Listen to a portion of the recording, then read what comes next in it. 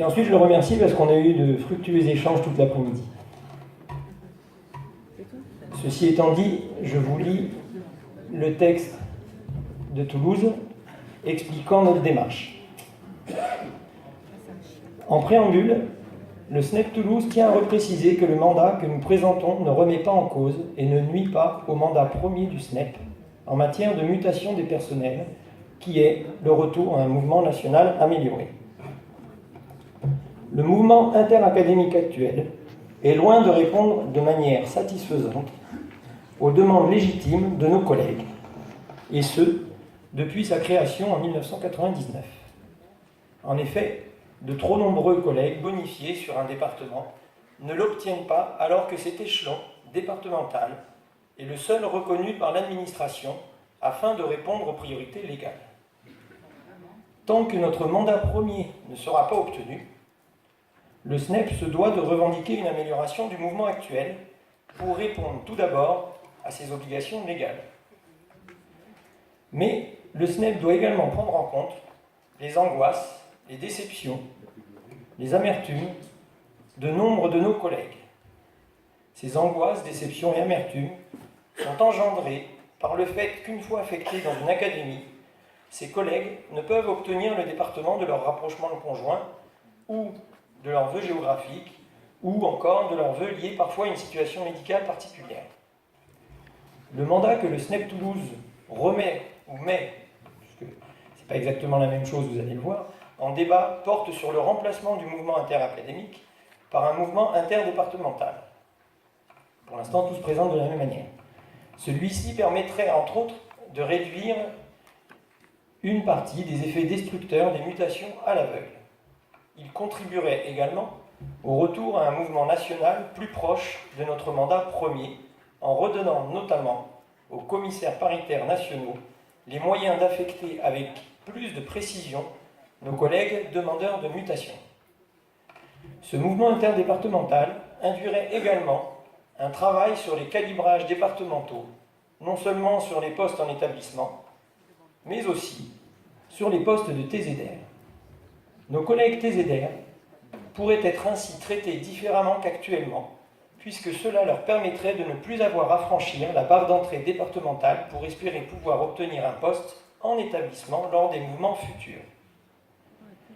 Outre les affectations plus précises réalisées par les commissaires paritaires nationaux, ce mouvement interdépartemental conduira aussi à renforcer le rôle des représentants syndicaux départementaux dans leur rapport avec les services départementaux de l'éducation nationale. Autre point qui nous semble important d'évoquer, le mouvement interacadémique actuel engendre des disparités et de trop grands déséquilibres dans les barèmes des circulaires intra des différentes académies.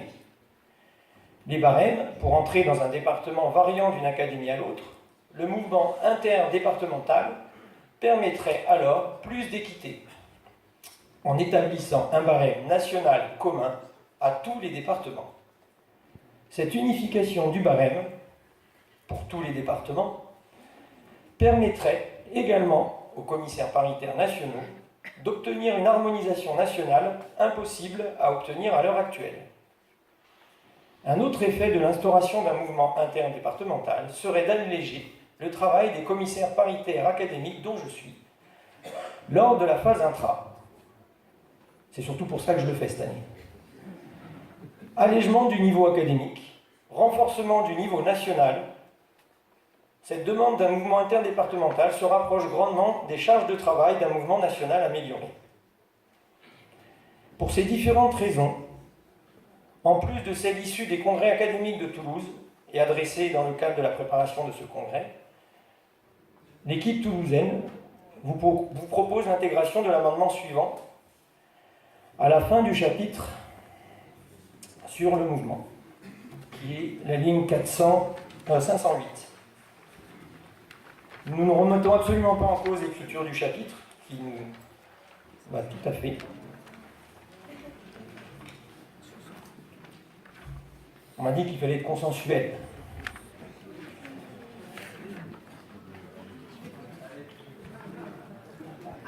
Polo. Donc nous rajouterions la phrase suivante à la fin du chapitre. Enfin, les phrases suivantes, plus exactement.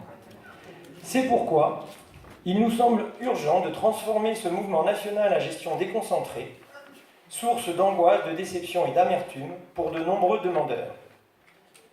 Celle-ci, cette transformation, pourra permettre de répondre plus précisément aux priorités légales, mais aussi aux droits de chacun et chacune d'obtenir une mutation sur un département choisi.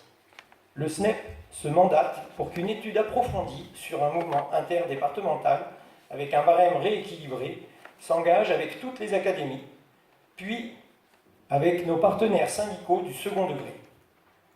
Pour répondre à la question que Paulo m'a posée au début, je n'ai pas enlevé la petite allusion au département dans la première phrase, et je te laisserai répondre à cette question. Merci.